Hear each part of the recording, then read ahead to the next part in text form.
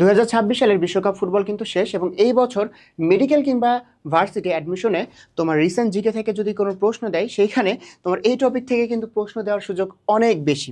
So আমরা ছোট্ট একটা ভিডিওতে তুমি জাস্ট আমার সাথে কয়েক মিনিট থাকো, তাহলেই বিশ্বকাপ ফুটবল থেকে যত প্রশ্ন আসার চান্স আছে সেটা তোমার কিন্তু কাভার হয়ে যাবে। ঠিক আছে, খুব বেশি সময় লাগবে না।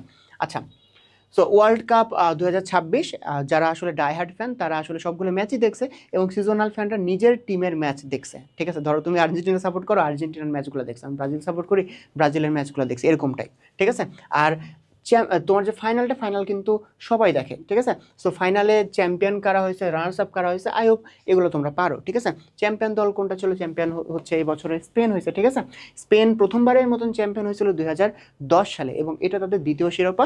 2026 সালে এসে স্পেন দ্বিতীয়বারের মতন চ্যাম্পিয়ন হয়। এরপরে আসো আর্জেন্টিনা যারা 2022 সালে চ্যাম্পিয়ন ছিল।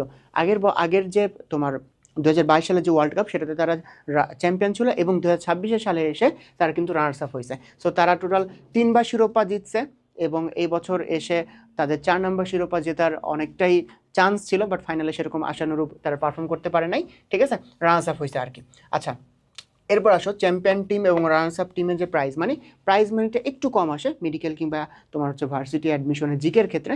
একটু তোমার যে সংখ্যাগুলো একটু কম আসে। ঠিক আছে, সো এইটার সংখ্যাটা একটু দেখে রাখো যেহেতু সংখ্যা এখানে, বাট তারপরও বলবো যে আসার চান্স একটু কম। ঠিক আছে, চ্যাম্পিয়ন টিমের প্রাইজ মানি ছিল $5 কোটি, রানার্স আপ টিমের ছিল হচ্ছে $3,30,00,000। ঠিক আছে, 615 কোটি টাকা, 406 কোটি টাকা থাকো, তাহলে কত বেশি প্রাইজ মানি। ওকে, সো এই দুইটা হালকা করে দেখে রাখো। এরপর আসো আমরা দেখবো গোল্ডেন বল, তারপর সিলভার বল, তারপর ব্রোঞ্জ বল। এই জিনিসগুলো কি আসলে?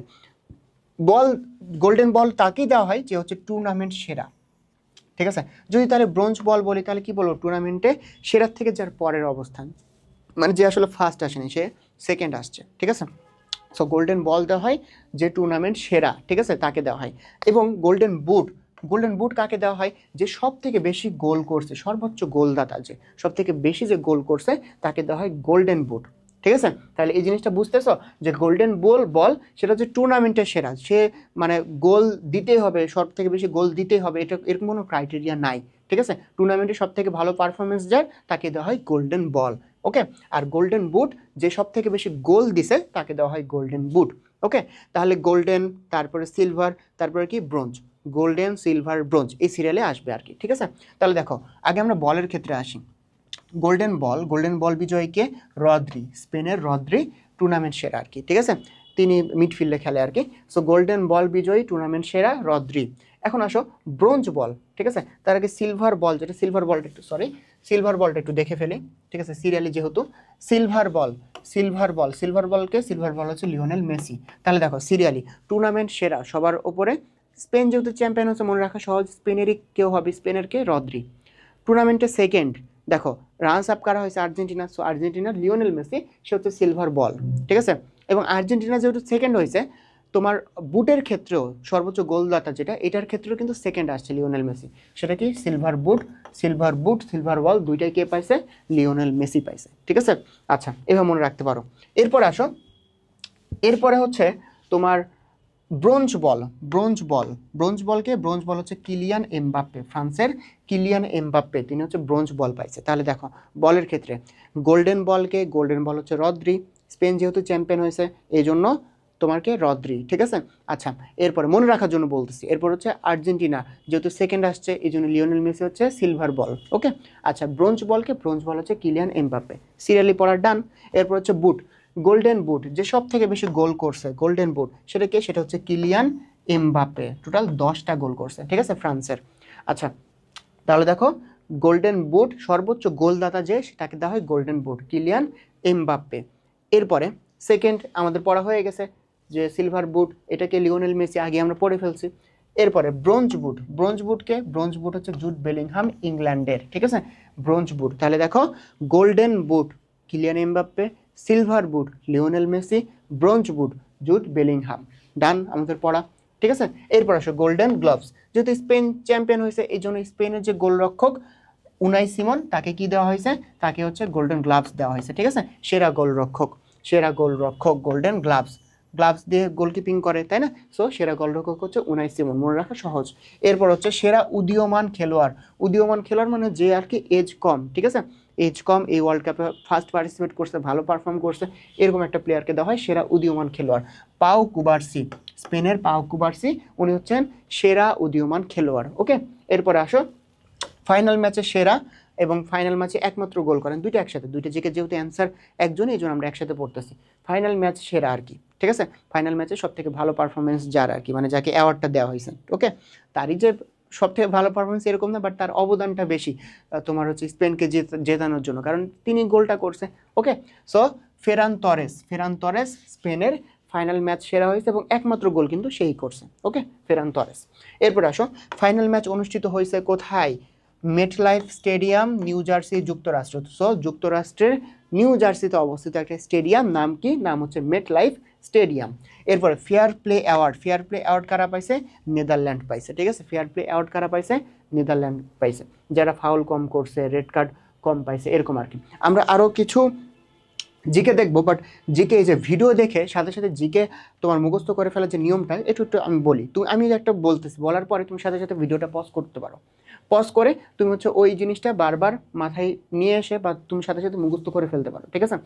বা একটা স্লাইড আমি পড়ালাম, এরপর তুমি এমসিকিউগুলো আরেকবার দেখো, ঠিক আছে, দেখে এরপর তুমি মনে মনে দেখো যে তোমার সব কিছু মুখস্থ হয়েছে কিনা। সো তোমার ভিডিও দেখার সাথে সাথে কিন্তু তুমি মুখস্থ করে ফেলতে পারো, এগুলো তোমার আলাদা করে নোট ডাউন করে মুখস্থ করতে হবে, এটার কোনো প্রয়োজন নাই, ঠিক আছে, বাট তুমি নোট করে রাখো যাতে পরবর্তীতে আবার তোমাকে ভিডিওটা না দেখতে হয়। ওকে, বাট তুমি ভিডিওটা সেভও রাখতে পারো এবং তুমি কিন্তু সাথে সাথে মুখস্থ করে ফেলতে পারো। আচ্ছা, এরপর নোট রাখবে, পরে যাতে তোমাকে আবার ভিডিও না দেখতে হয় ওইটা থেকে তুমি রিভিশন দিয়ে ফেলতে পারো। আচ্ছা, এটা গেল তোমার ফাইনাল ম্যাচ বা হচ্ছে টুর্নামেন্টের ওভারঅল অনেক কিছু নিয়ে, ঠিক আছে। আচ্ছা, এরপর আমরা দেখব যে কাইন্ড অফ হচ্ছে আয়োজক দেশ কারা বিশ্বকাপে, মানে এগুলো হচ্ছে শুরুতে আমি একটা পোস্ট দিয়েছিলাম, বুঝছো, বিশ্বকাপের শুরুতে ওইখানে এই ইনফোগুলো আমি বলে দিয়েছিলাম, বাট তারপরে আমি হচ্ছে ভিডিওতে একটু বলি। দেখো, আয়োজক দেশ কারা? আয়োজক দেশ হচ্ছে প্রথমবারের মতন একসাথে 3টা দেশে তোমার হচ্ছে বিশ্বকাপ ফুটবল সেটা আয়োজন করা হচ্ছে, ঠিক আছে, করা হয়েছে আর কি। একটা যুক্তরাষ্ট্র, কানাডা এবং মেক্সিকো, 3টা দেশ একসাথে মিলে তারা 2026 সালে যে বিশ্বকাপ ফুটবল সেটা আয়োজন করছে। আচ্ছা, এটা কততম আসর? 1930 সালে ছিল প্রথম, এবং এটা হচ্ছে 2026 সালে এসে 23তম আসর। এটা কততম আসর? 23তম আসর, ঠিক আছে। আচ্ছা, এরপর আসো অংশগ্রহণকারী দল কয়টা?